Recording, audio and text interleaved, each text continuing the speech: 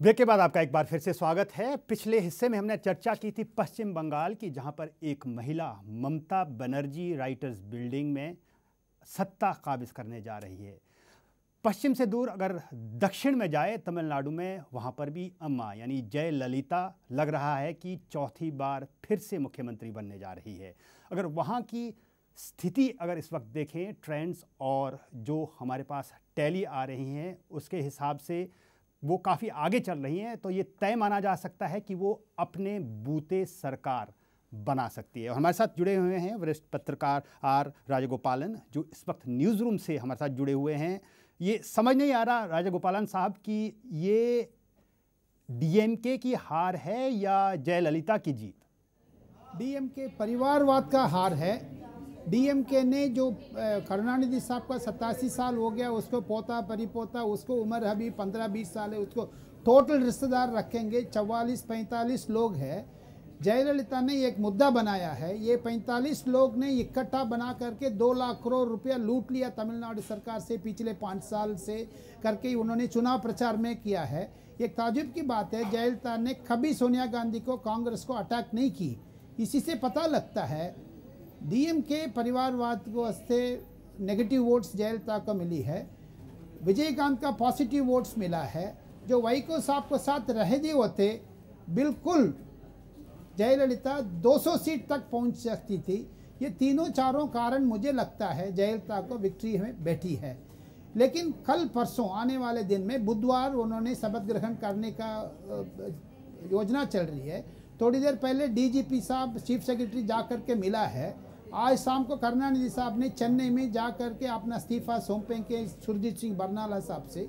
ये सारा प्रक्रिया 1-2 दिन में हो जाएगा। लेकिन ओवरऑल पिक्चर मुझे लगता है आने वाले 2-3 दिन में, महीने में जयललिता कांग्रेस को नज़दीक जाएगी, क्योंकि सरकार को फंड्स चाहिए, जो प्लानिंग कमीशन से पैसा चाहिए। इसीलिए वो कांग्रेस के साथ यूपीए 2 के साथ रिश्तेदारी मजबूती से रखे ही।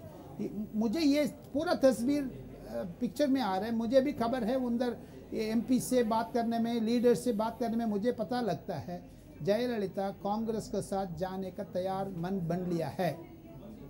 जी, अब आपके पास लौटते हैं, लेकिन इस बीच हम वहाँ की टैली हमारे पास आ गई है। ग्राफिक्स के ज़रिए बताने की कोशिश करते हैं कि कहाँ पर किन सीटों पर अभी बढ़त और किन पार्टियों की तमिलनाडु में है। कुछ ही देर में आपके सामने स्क्रीन पे होगी वो तस्वीर।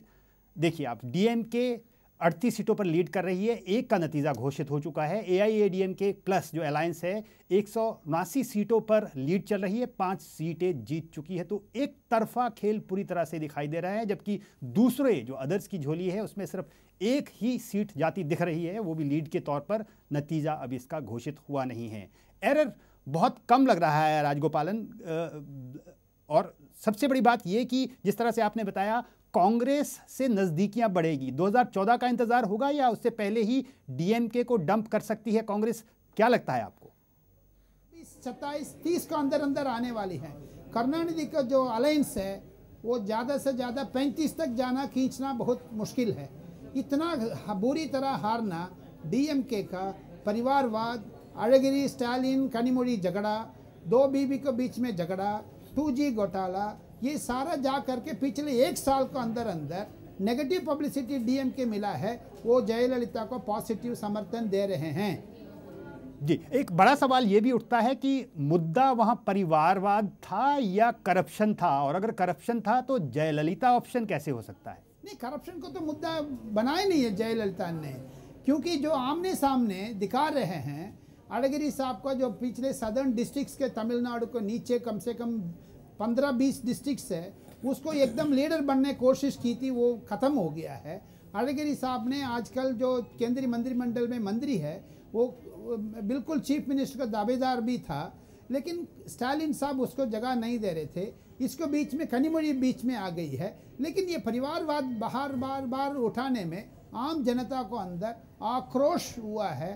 पिछले 2-3 महीने से तमिलनाडु में मैं 20-25 मीटिंग जयललिता का, करुणानिधि साहब का अटेंड किया है। मुझे उसी टाइम पर पता लग रहा था ये परिवारवाद को हार है करुणानिधि साहब का, परिवारवाद से जयललिता ने जीत गई है। जी, आप गिरीश साहब जिस तरह से बता रहे हैं राजगोपालन की कहीं ना कहीं जो है तस्वीर राष्ट्रीय स्तर पर बदलेगी? ये सवाल हालांकि अभी बहुत जल्दी है, लेकिन लगता है आपको ऐसी संभावना? मुझे नहीं लगता कि जल्दबाज में कोई कुछ नहीं करे, कोई कुछ करेंगे। देखिए, डीएमके अब बहुत गंभीर परिस्थिति में है। स्टेट में पावर चला गया और राष्ट्रीय पद पर वो क्यों कुछ करना चाहेंगे? अभी उनको अगर यहाँ भी अगर उसको अधिकार नहीं है और वहाँ भी नहीं है तो उसका हाल और भी बहुत बुरा हो जाएगा। सांसद की जरूरत यहाँ पर है और की मेरे हिसाब से कांग्रेस अभी कुछ करने के लिए तैयार भी नहीं है। वो डीएमके के साथ रहेंगे, क्योंकि डीएमके अब जो भी हुआ है अब तक, राजा अंदर गया है, कनिमोळी भी शायद कल जाएगी, तो वो कुछ ज़्यादा ये प्रेशर पॉलिटिक्स जो पहले की तरह खेलते थे आजकल नहीं खेल रहे। उसको पता है कि उसके पास कुछ है नहीं, बार्गेनिंग कैपेसिटी नहीं रहा अभी डीएमके को, एक चीज़। और दूसरा ये है कि कांग्रेस को डीएमके के साथ अब रहना उसके लिए ठीक है, क्योंकि वो जो स्ट्रेंथ है डीएमके का वो एडीएमके से ज़्यादा है पार्लियामेंट में, तो क्यों अब जाएगी। लेकिन अगर कोई कुछ प्रॉब्लम होगा तो वो विद इन डीएमके होना चाहिए। विद इन डीएमके हो सकता है प्रॉब्लम शुरू हो जाए, क्योंकि वो परिवारवाद का, स्टालिन और अलगरी का परिवार के अंदर प्रॉब्लम हो सकता है। तो अगर उसकी वजह से कुछ इधर डीएमके और कांग्रेस के बीच में कुछ तकरार हो सकता है। लेकिन मुझे नहीं लगता कांग्रेस खुद इनको हटाने की कोशिश करेंगे या डीएमके हटने की कोशिश होगी। और जयललिता का सवाल है, जयललिता ठीक है, वो पहले से वो ये बहुत कोशिश की है, लेकिन जो एक्सपीरियंस है लोगों का जयललिता के साथ, उसके हिसाब से अब 2014 को क्या होगा वो अलग बात है। लेकिन अब मुझे नहीं लगता कि कुछ मेजर बदलाव यूपीए में होने वाला है। प्रदीप जी, वेंडेटा की राजनीति पहले भी एक बार देखी गई है। वहीं के नेटवर्क्स, उसमें बेशक करुणानिधि का अपना नेटवर्क था जिसमें वो पहले से घात लगा के बैठे थे। वेंडेटा की राजनीति क्या अब फिर से चलेगी, फिर से केसेस बनेंगे? हमको लगता नहीं, क्योंकि दोनों ने देख लिया है। आप अगर इसकी तुलना करें, ये इस तरह की राजनीति पंजाब में खूब चली, प्रकाश सिंह बादल और कैप्टन अमरिंदर सिंह में। आखिर में दोनों ने समझा कि इससे किसी का फ़ायदा नहीं हो रहा है, दोनों परेशान हो रहे हैं। जो परेशान कर रहा है वो भी, जो जिसको किया जा रहा है वो तो हो ही रहा है। और जयललिता ने भी देख लिया 10 साल सत्ता से बाहर रह के कि इससे कुछ मिलता नहीं, हासिल नहीं होता है। तो मुझे नहीं, और ख़ास तौर से करुणानिधि का स्वास्थ्य देखिए, उनकी उम्र देखिए। तो करुणानिधि अगले चुनाव में होंगे सक्रिय, ये अभी से कहा जा सकता है कि शायद ये संभव नहीं होगा। कोई चमत्कार हो तो बात दूसरी है। चलिए, इस बीच हम सुन लेते हैं एआईएडीएमके का रुख क्या है, तेवर कैसे हैं उनके सांसद थंबी दुरई साहब, जरा क्या कह रहे हैं।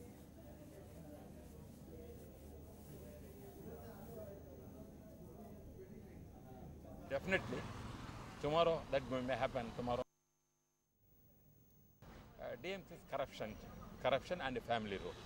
There are the two things people much agitated, and they are not happy with the DMK government because the family rule and nepotism. And all along, you know that the DMK, Karnataka DMK means corruption. Sarkari Commission, everybody knows that. Above top of that, 2G spectrum scam is the biggest scandal. Country never faced such kind of scam. Corruption को बड़ा मुद्दा मान रहे हैं थंबी दुरई, और कहीं ना कहीं लग ये रहा है कि वेंडेटा जो भी मामले चल रहे हैं, अभी वो मामले केंद्र के मामले चल रहे हैं, केंद्रीय एजेंसियां उसमें जांच कर रही है। तो राज्य स्तर पर क्या फिर से वही तस्वीर देखने को मिलेगी, इस पर नज़र रहेगी। लेकिन फिलहाल एक छोटा सा ब्रेक के बाद चर्चा जारी है। आप चलते रहिए हमारे साथ।